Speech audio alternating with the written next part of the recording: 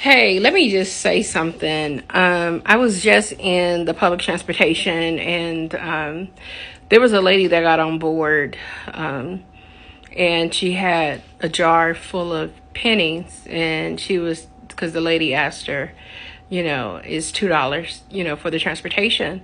And she said, ma'am, this is all I have is the 200 pennies. And it was all in a jar. And she said, I believe even if I am correct, that it's more than just $2. And so she handed the lady the jar. And I was just like, Lord, I know what it is to struggle. I know what it is to not have. I've been looking for a job for almost 3 years, going through the Department of Rehabilitation only because I'm visually impaired and I am, deaf in my right ear and gradually losing the hearing in my left. And I know what it is to just, not have. I know what it is to, matter of fact, I was just sitting, maybe not even 2 weeks ago, waiting on a check that is due to me. And I'm just like, Lord, why is it taking so long for this little check? And I said, Lord, if I just had this little check, it would kind of ease up a little something, what I need to do with the little money. So when I finally did get the check, I paused it in my account. Remind you, it's a small check. So I only spent like $20 and gave my daughter $20.